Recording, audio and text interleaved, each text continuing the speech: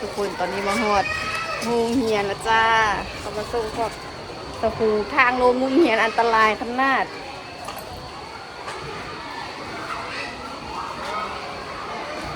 อ้าวเอ้ยเอ้ยงานสบายดีเนี่ยว่าเห็นดนว่าเห็นเงินแล้วเป็นสาวเลยที่ขึ้นป .5 แล้วเนาะเสียงแล้วอ่ะได้บอโอเคตอนนี้เขาก็ได้ไปเทียมหัวแล้วทุกคนได้อันครีมอาบน้ำแล้วก็ปิดแป้งเนาะแล้วก็เป็นอันสุดเด็กน้อยสุดหนึ่งแพมเพิร์ดนี่ให้มีนาไปสอกเอาซะหัวเพิ่นใส่ยี่ห้อใดๆเนาะบางคนก็จะกระใส่เป็นตัวที่ข้างขนาดตัวนี้บรรยากาศซุ่มทุกมื้อเฮ็ดอย่างกะยากฝนตกนะเดี๋ยวสิแล้วลูกค้าอยากมากินตำกะยากแม่ค้าอยากไปส่งตำกะยากหอยโป๊หรือว่าหอยหวานเนาะอันเส้นขับปู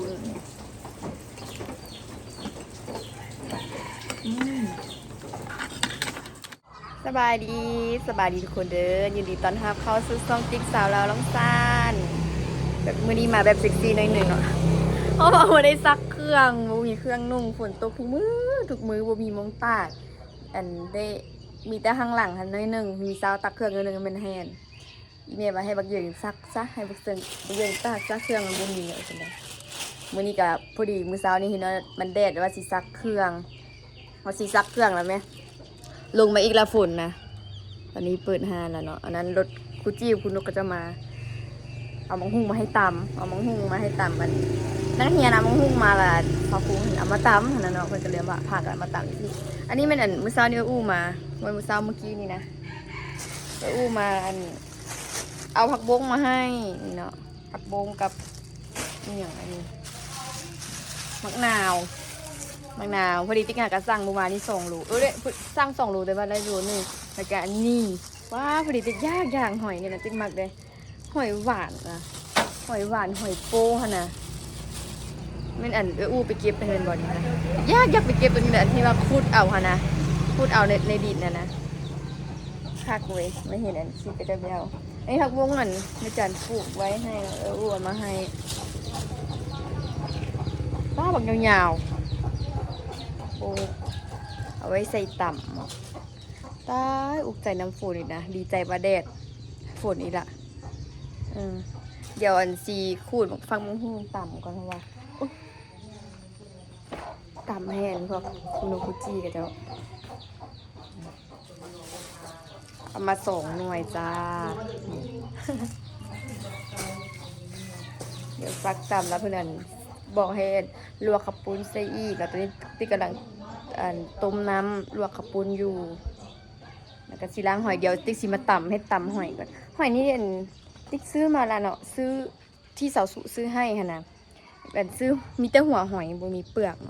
1 กิโลเอามาไว้ใส่ต่ำตัวนี้นี่ติ๊กสีเอาไว้กินซะประมาณ2 โลคนวันนี้นะ2 โลครึ่งวันชิมมาต่ำกินอีเมย์ก็มาลวกกินเลยคนว่าพอดีเพิ่นมาแหละติ๊กละกำลังอาบน้ำกำลังสิไปอาบน้ำนะต้มน้ำลวกข้าวปุ้นอยู่เพราะว่าติ๊กใส่เป็นข้าวปุ้นแห้งลวกไว้แล้วมันบ่ค่อยมีผู้ใดได้สั่งนะตามข้าวปุ้นนะมื้อนึงมีอยู่คุกนึงบางทีก็2-3 มื้อมีอยู่คุกนึงสินะมันบ่ค่อยได้ตำก็เลยว่าบ่ได้ลวกไว้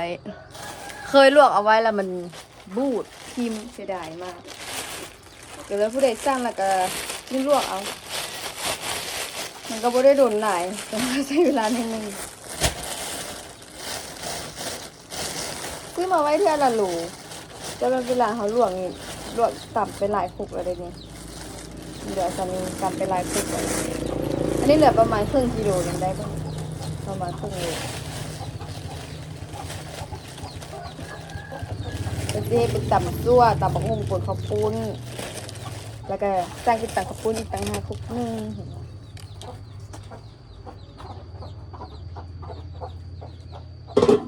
น้ำฝนละกล้องไม่เห็นมันหรอกกล้องจะสูงเกินไป โอ้ยขาตั้งกล้องกะบ่มีคนมีแต่ใส่บ่ได้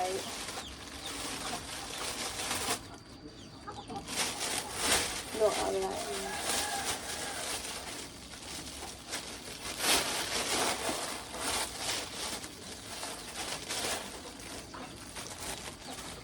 ขนาดฝนตกกันยังฮ้อนน่ะ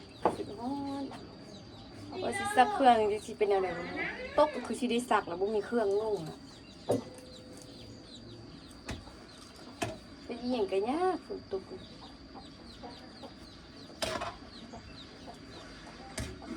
เครื่องก็บ่ค่อยได้ขายดีใจว่ามันแดดแป๊บเดียวตกมาคือเก่าตอนนี้ปอกหุ่งละสิบ่ได้บ่ฝากเนาะสิขูดเอาฟาด แล้วมีดส้มเอาซะ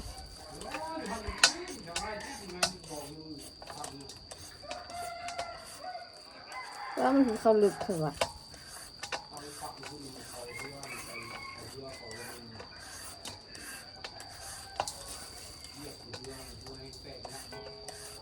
เห็นกับเจ้าผ้าเป็นเปียงอ่ะเป็นเปียงแล้ว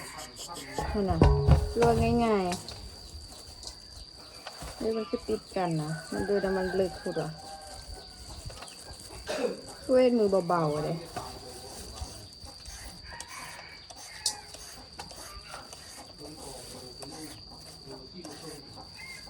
ชิบุริภาพนะ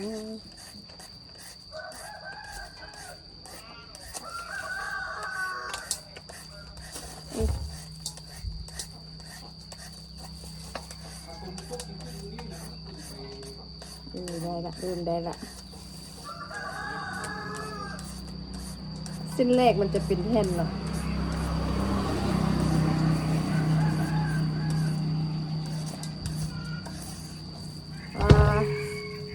อันขูดบดอันบดหน่วยเส้นบางยาว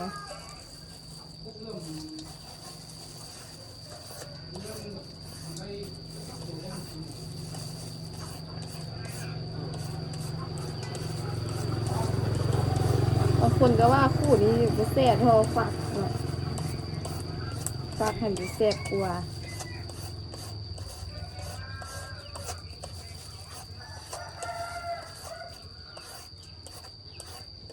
เดี๋ยวจะหูหมัก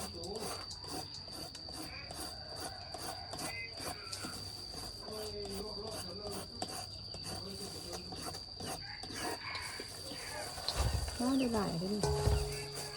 จะมานั่งหินกับเจ้าหลายคน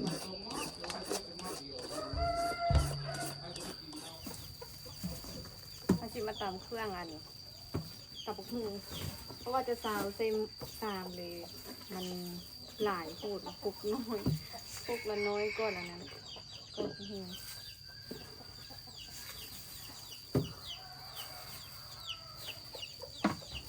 ไอ้มันก็สิเบิร์ดคันทีแล้วเนาะก็สิตากแดดคำว่าตากแดดเนี่ยต่ำยากมันยาก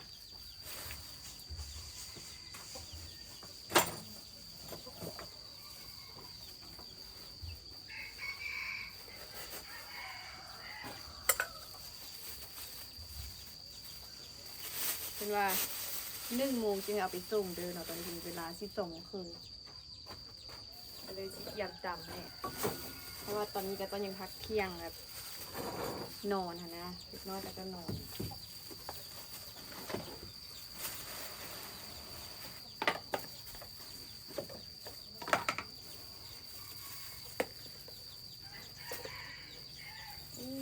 มีน้ำปูด้วยพอดีสั่งน้ำปูมาเอาไว้ใส่กับตามเลยพอดีเลยตับกับหูกับปุ้น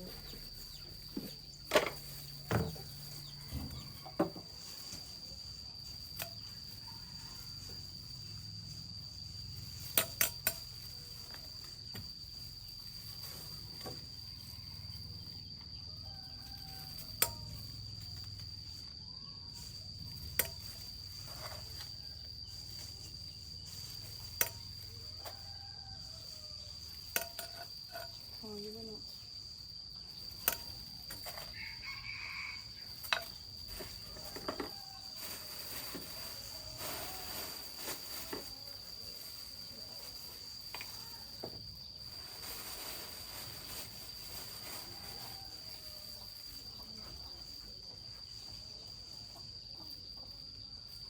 บางคนกับบ่มักได้ตำใส่น้ำปูนี่นะบางคนก็มักบางคนก็บ่มัก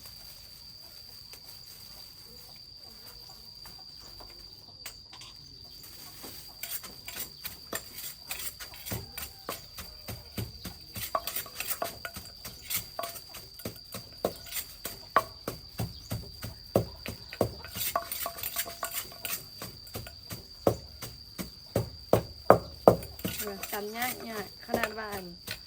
เพชรมุ่นก็ได้เด้ไม่มีแดดให้ตา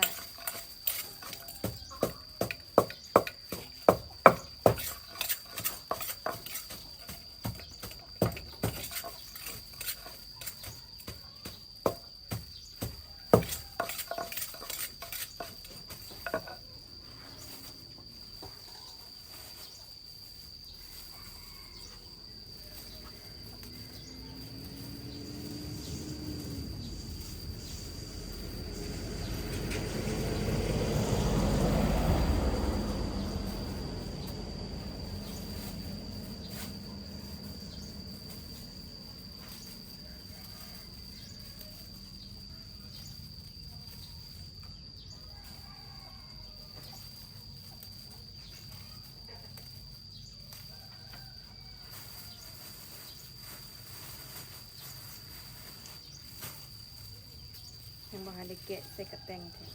กระตองกระแตง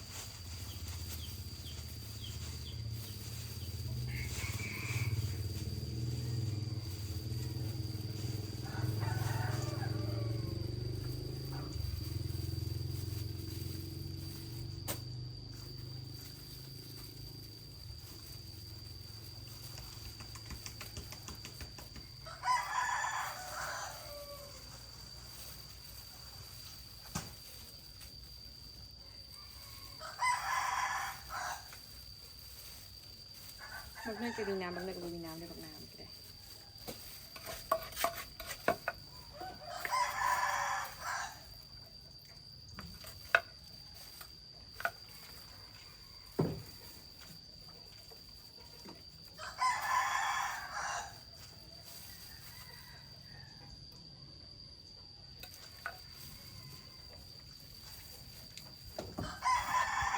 ประเด็นที่2สูตรเลยอันนี้สูตรเทียนต้มดี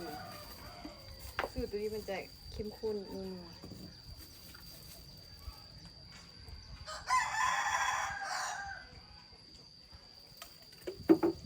ก็ชิเบิดแหละ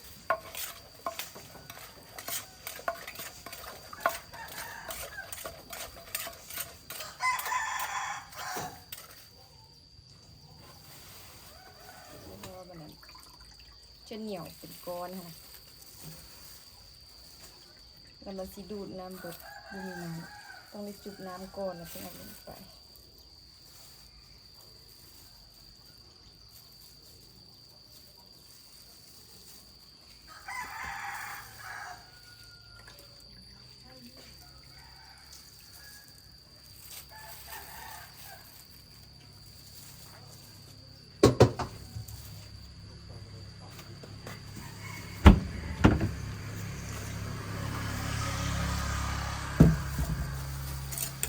ยุบครบ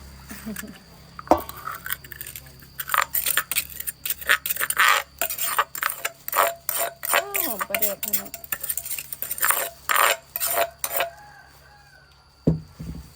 ทำการสาวได้ไหม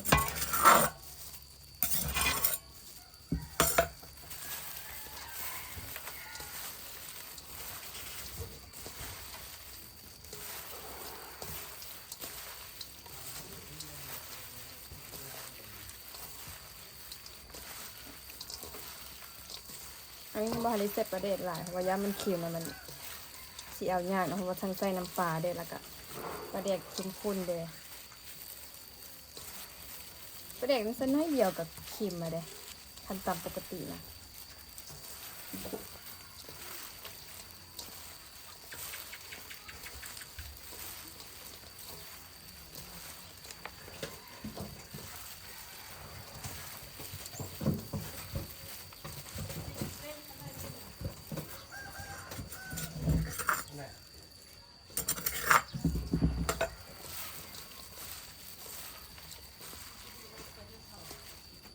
เดี๋ยวซีมน้ำมัน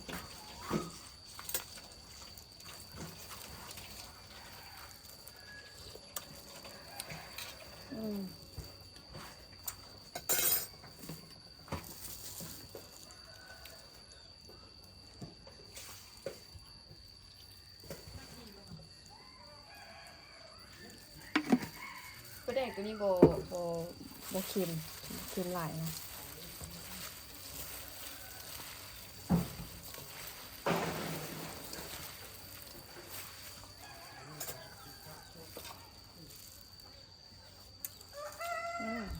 โอเคละทุกคนแล้วก็ใส่ถุงแล้วก็ไปให้พวกซอฟูแล้วแบบนี้นะ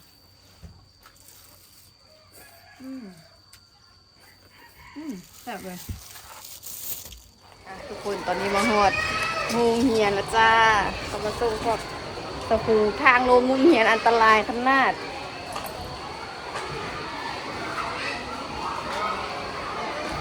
อ้าวเอ้ย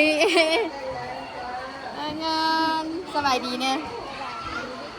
ว่าเห็นดนว่าเห็นเงินมาเป็นสาวเลยที่ขึ้นปห้าแล้วเนาะเสียงแล้วแล้วอ่ะได้บอได้หมดเลยวันแน่ใจเนาะอ่ะป้าได้ขนมหลายแท้ต่างมาส่งเนาะอันโมเมนต์อันนั้นว่ะเบิ่งอันคุชชี่เพิ่นก็ได้โอ้ยังทาลิปว่าเอ้ยหากระตื้นว่ะหากระตื้นพักเที่ยงนะพอดีตามนี้แล้วก็เลยมาส่งว่าฝนตกแห้งแต่ตอนนี้ก็ยังตกอยู่เลยนี่นะอันนี้เป็นบอลจอดรถทางเฮียนะเบิ่งเต็ม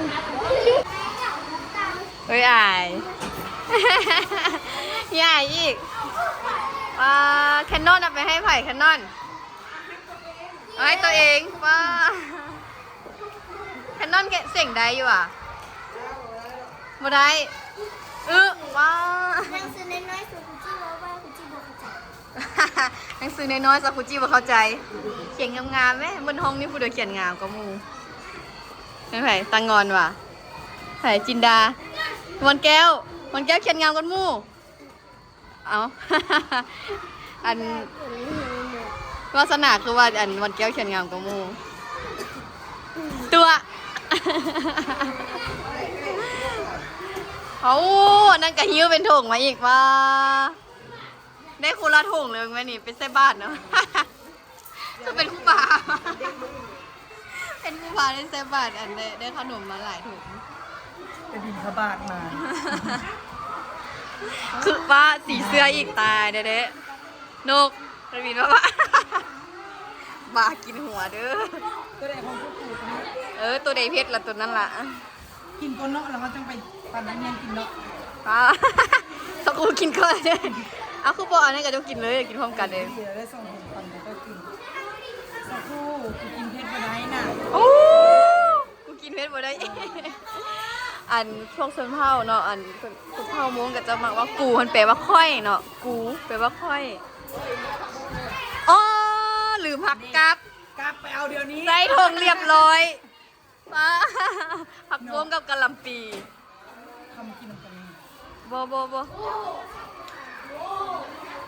นี่ เอาภาษา พอดีฝนตกพอดีอันนั้น มาจัดหนักจัด จำแล้ว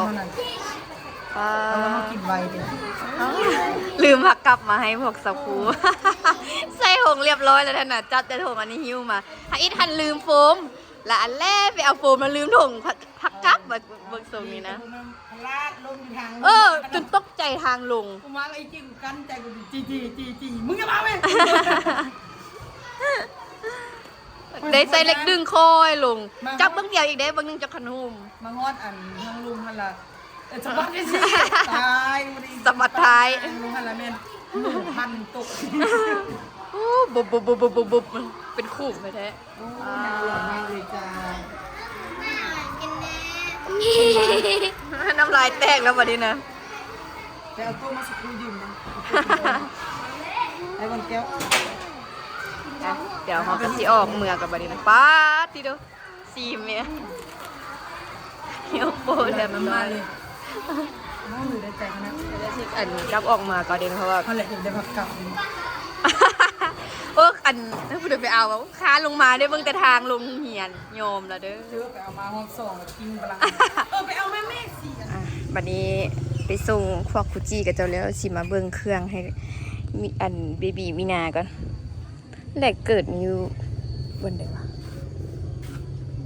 นี่บอกแต่ว่าลูกมีนาใหญ่เลยเนาะน่าจะใส่ได้อยู่บอกว่าอ้ายเชียบจังเลยวินาหักนะสุดเด็กน้อยน่ะนะฮะเดี๋ยวสุดนาหักเลยได้แต่สั่งเนาะ ชีบัวนี่นะชีบัวเบอร์จิตมันเป็นเบอร์เนาะใหญ่คุณโบนแรกเกิดเจ้าของหาไปใส่แล้วเนาะแม่สุดอันนี้เบอร์3มันได้ยติ้นนะเนาะมันกันนะฮักเว้ย ไปถามมันก่อนเฮ้ยอันสุดเด็กน้อยแรกเกิดตัวใดสุดเด็กน้อยแรกเกิด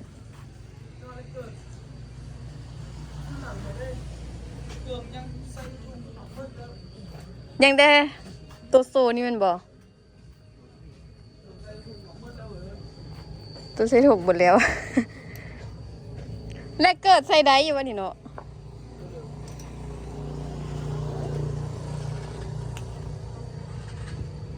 เพิ่นกับวงฮูเนาะเพิ่นเป็นผู้ชายสุดเท่าใดตัวนี้ฮะตัวนี้เด้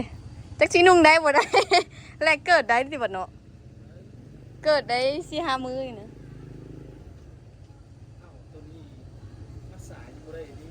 เนาะตัวนี้เท่าใดคือกันวะเงาหักไว้เนาะเดือนป่ายยังใส่ได้เพิ่นว่าคือชีเว่นตัวนี้นั่นแหละเนาะแรกเกิดใหญ่ก็ว่าเป็นอย่างแต่ว่าสูงมันคือว่าได้อยู่นะสูงมันคือว่านุ่งพอดีอยู่แป๊บหนึงก็ใหญ่แล้วเนาะเด็กน้อยเอาสุดนี้ให้ก่อนน่าฮักเลยแต่ใจจริงอยากได้ตัวนี้ได้สีบวยเด้น่าฮักแต่ว่ามันไม่มีอาสีฟ้าก็ได้หลังจากที่ซื้อสุดเด็กน้อยแล้วล่ะกะสิมาเบิ่งเป็นประเภทเครื่องเด็กน้อยเนาะครีมอาบน้ำครีมอาบน้ำเอาไปเป็นดีวะเอาแบบบักหยึงเอาแบบตั้งยึง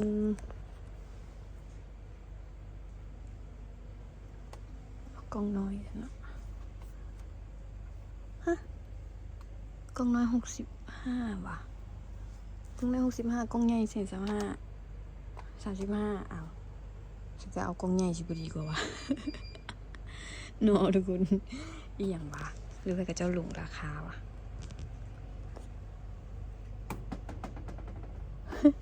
ฉันเอากล้องใหญ่สิบ่ดีกว่าบ่เนาะนี่ มีแต่125,000แต่ว่าอันนี้มันอย่างกับว่า35ว่ะอีเมลซื้อมื้อนั้นให้อันน้องสมเด็จกะ125ตัวนี้ที่บอกหอมเด้ original ก็เจ้าน่าจะใส่ราคาผิดเดี๋ยวเอาไปถามราคาเบิ่งเนาะคันว่าแม่นราคานี้ก็สิมาเอาตัวใหญ่เอานี่แล้วก็เป็นกระแป้งนี่แป้งเบบี้ไม้หอมเด้แต่บ่ฮู้ว่ามีนาใส่แป้งได้ให้เบบีเบบี้ไม้มีว่ะบ่มีเบบี้ไม้หอมเย็นแป้งผู้ใหญ่แล้วเนาะนี่แป้งดีนี่ก็หอมนะเบบี้ไม้ไม่มีเด้มีสีฟ้าเนาะสีฟ้าหรือว่าเอาเด็กแคร์วะราคาซ้ำกันอันนี้ก็หอมเลยล่ะเคก็หอมเอาอันนี้ดีนี่แพมเพิร์สนี่บ่ฮู้ว่ามีนาใส่ตัวใดวะตัวแรกเกิดนี่แม่นตัวใดบ่ติก็บ่เพราะว่าน้องสมฤทธิ์ใส่แรกเกิดนี่แม่นแม่เพิ่นสั่งออนไลน์มาเนาะสั่งออนไลน์มาบ่ฮู้ว่ามีนาใส่ตัวใดให้ลูกเด็กแรกเกิดมันจังได๋ล่ะบัดนี้อันนี้บ่แม่นแรกเกิดติบ่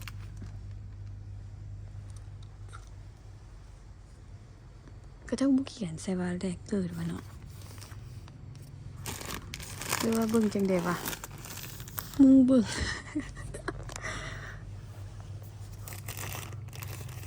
มีแต่ฮู้แต่เป็นไซส์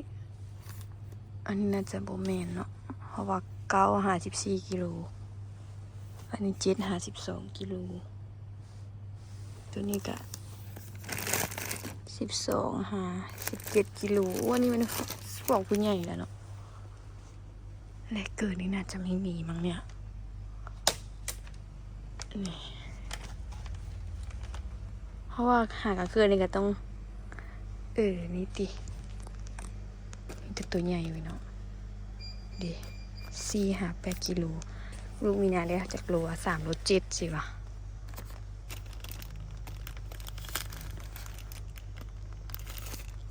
ไซส์ S ไซส์ของอันให้ไซส์อันนั้นนะเอาตัวเดียววะ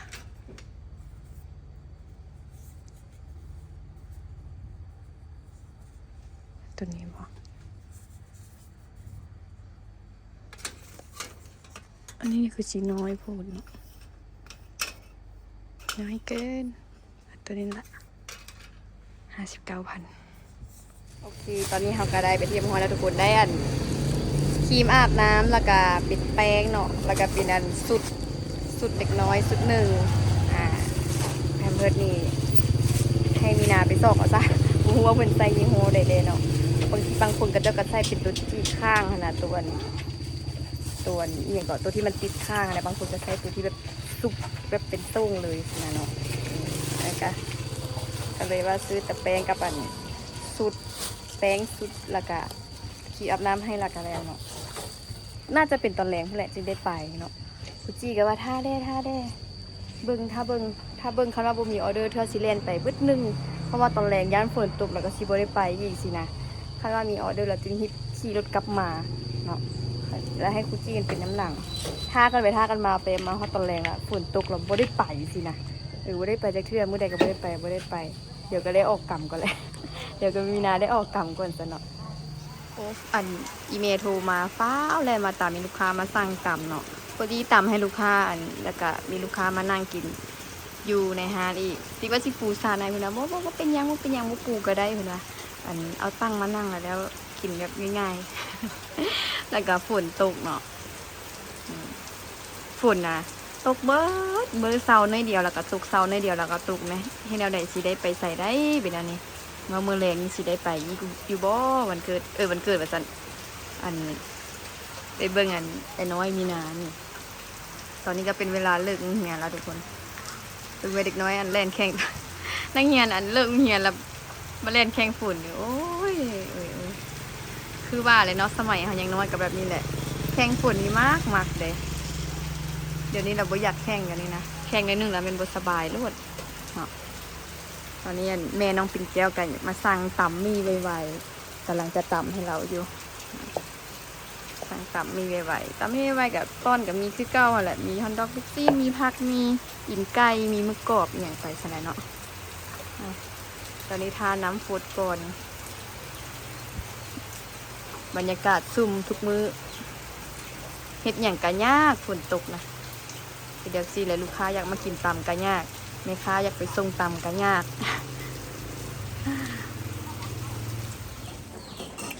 โอ้กินบ่ได้ทายตอนตำแล้วก็เพิ่นกินเมื่อกี้เนาะก็สิบ่ทายละแต่ว่าเอามาทายให้เบิ่งซะหอยอันเอามาให้มื้อเช้านี่นะ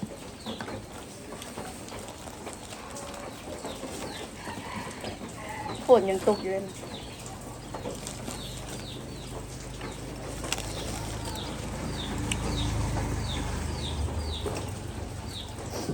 อันนี้กินไปแน่แล้วเลยกินไปแน่แล้วเผ็ดเอามาตำแล้วก็เอาไว้ลวกจำแจ่วเนี่ยมันก็บ่ฮู้ว่าสิมื้อแลงสิได้ไปบ่นี่ฝนตกบ่เช้าเลยมาเด้อทุกคนกินเต่ากัน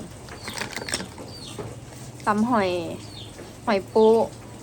หรือว่าหอยหวานเนาะอันนี้ใส่เส้นขับปูน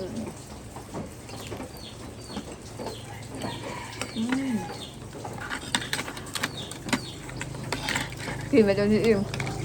เฮ้ยบนท่าแล้วไปท่าซะ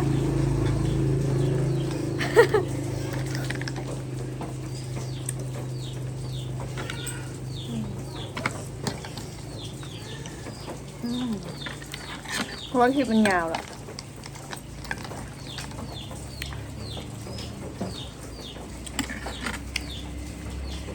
เพราะที่ส่งคลิปกับ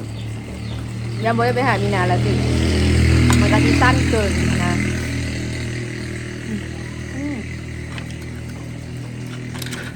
เหมือนเขาพูดเอาอยู่ดิพูดหรือว่ามันอยู่มันไตออกมากับมีเนาะไตออกมาอยู่ห้องนาอยู่ดินยังไม่เคยไปเก็บหอยก็เถื่อ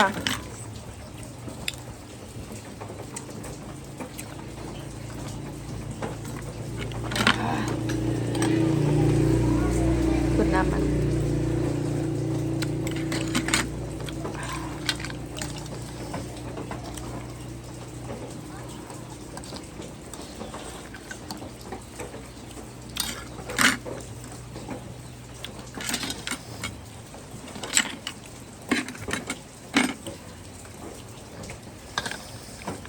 เผ็ดขนาด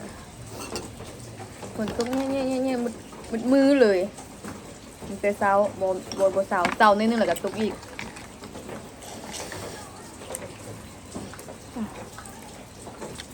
ไว้ก่อนนะทุกคนไว้เจอกันคลิปหน้าเด้อถ้าเบิ่งมือแรงกันฝนเช้าก็คือสิได้ไปหาแม่นาอยู่ซื้อสูตรเด็กน้อยซื้อกับแป้งซื้อที่อาบน้ำไปล่ะว่าจะไปให้มีนาเนี่ยบ่ฮู้ว่าสิได้ไปบ่นี่ฝนแบบนี้เนาะเอาลาไปก่อนบ๊ายบาย